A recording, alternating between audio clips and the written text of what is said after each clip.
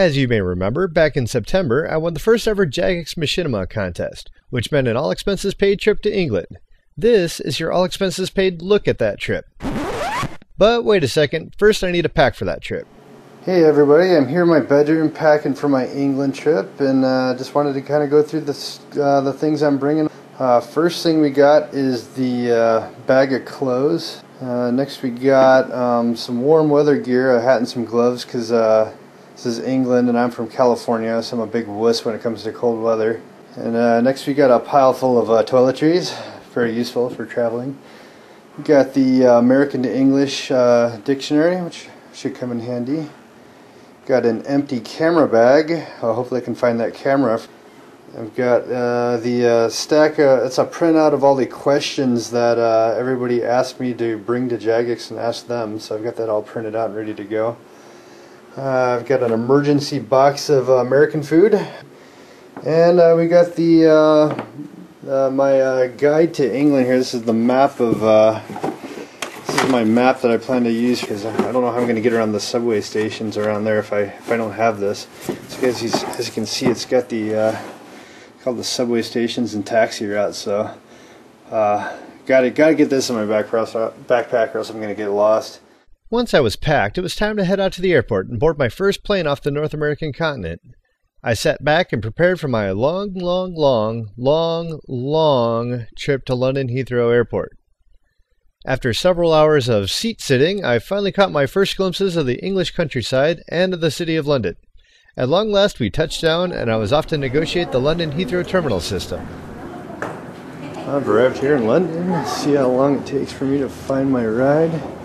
Well, that could be interesting. I've been on a flight for 12 hours, so I might be a little disheveled and a little stinky too. Hopefully that goes alright. Hopefully I'm not wandering the airport for too long either.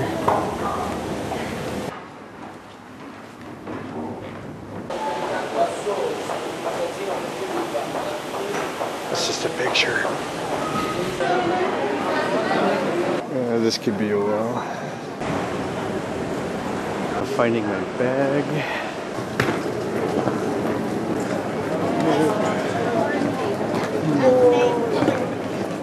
Eventually I found my ride, and we made our way outside of London towards the city of Cambridge. Being in England, I got my first taste of English culture. Smaller streets, older buildings, double-decker buses, and oh my god, look out! Oh right, cars driving on the other side of the road too. After a long day of traveling, we arrived at the hotel and ran into a whole new set of traveling problems. So I've got to make this fit into that, and we have to use these pieces here, and I have no idea how these work, so this could get interesting. Do I use a 1600 or 50? Oh, this is gonna turn out ugly. So I think, and so does it matter which? Oh boy. Alright. May God have mercy on our souls here. I hope this works. Alright, first we have to plug the converter in so that it doesn't blow things up. And then I'm going to plug this in. Oh, shit. Are the lights out outside? Oh, crap. All of Cambridge has no power now. Sweet. A chain drop. Okay, so that last scene was actually a bit of a joke. We didn't really blow the circuit. However, we did run it for a little bit on the current conversion, and notice outside the window we have a slightly melted power converter, so we did something wrong. I'm still trying to work this energy conversion out. Hopefully we have enough juice to actually film tomorrow. We'll get back to you. Having enough fun with power conversions, it was time to fight some jet lag and have a brief night's sleep. The next morning, it was time for some breakfast and a chance to meet the noob show for the first time. We have spotted the rare and elusive noob show. We've seen hiding in this corner. Oh, he spotted us. We gotta get out of here.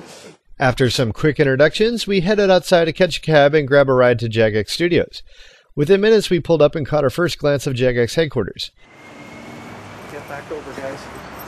Huh? Alright, outside Jagex, we're approaching in. We might get hit by blow darts or something if we try to film inside, so we'll see how it goes. And if I wind up in a dumpster, like with no film card, you'll know why.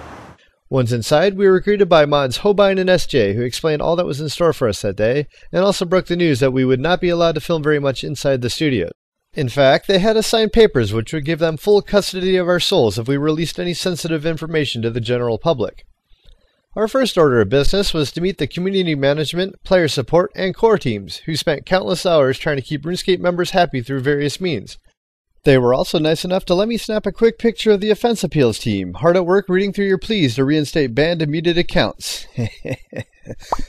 Just kidding, guys. The CM support and core teams actually supply hundreds of people working at all hours of the day to help respond to the millions of weekly player requests and questions. Next up, we got a tour of the Games Lab department to see all the quality work that goes into Fun Orb games. After that came one of the highlights of the day, a sit-down lunch with Mark Gerhard and Andrew Gower themselves, two very down-to-earth and interesting guys to talk to. With everyone full of burgers and chips, we headed over to meet with the guys who worked on RuneScape itself. We met with the content team, the art team, the graphics team, the quality assurance team, and finally the audio team. Next up, we headed down to the break room for an exclusive impromptu interview with Mark Gerhard himself. It was there that we got to ask all the tough questions that everyone was begging me to ask. Can you unban a couple of player accounts for me? You can tell us what the new skill is? No, I can't. Can you tell us any details about Excl? No. Can you add me? My friends list, Max. I also used the opportunity to apply my best persuasion skills and tactics to bring back the one thing that people held most dear. Are you going to bring back the wild? No. Okay, I tried, guys. Sorry. After the interview, I also tried my best to pilfer the golden joystick, but was foiled by a strategically placed poison blow dart. Wanting to fulfill one last promise, I was able to get some actual footage from inside Jagex. Well, I promised I would shoot the inside of Jagex. So here we are inside the Jagex bathroom, the only place I was allowed to film inside the studios. We have these sinks over here, and over here we have the toilets, which, if you do know anything about computer science, most big ideas are usually hatched in here, so who knows how many quests have been thought of while sitting in here. If you notice, they actually use toilet paper. They don't use our subscription money, just toilet paper. And they also do not throw printouts of your rants into the toilet. Later that night, with a day full of visiting everyone at Jagex behind us, the Noob Show and I headed out with mods Paul M., Poppy, and Mark Gerhard to celebrate Guy Fawkes Night. As they say, a great excuse to gather 10,000 strong in a park, drink beer, and blow up. That's pretty cool. We got to see a fantastic fireworks show and a large bonfire, which as far as I could tell was not comprised of printouts from the suggestion forums. We also got a chance to see some other cool English traditions. Here in England, they don't decorate Christmas trees, they actually decorate themselves. It's very nice. Finally, we headed back to our hotel, where I was able to snap this quick picture of Cam on a bridge over the river Cam in Cambridge. Okay, that sounded a lot funnier in my head. Anyways, back to bed for another night of sleep and more in store for us the next day.